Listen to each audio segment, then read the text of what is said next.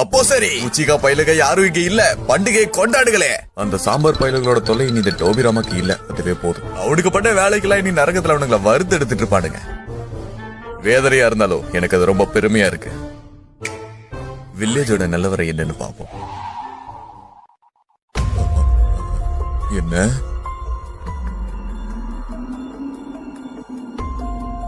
என்ன இழவிது?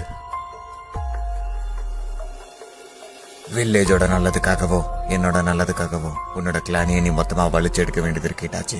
தெரியும், நீ மூடு. உச்சிகா பயிலுக சாவ போறானுங்களா? டான்ஸோ எவ்வளவு மோசமானவனா? இது மட்டும் முன்னாடியே தெரிஞ்சிருந்தா இருசன் அப்பவே லாடம் கட்டிட்டு உன்ன முன்னாடியே ஹொக்கா கேக்கிருப்பேன் டான்ஸோ.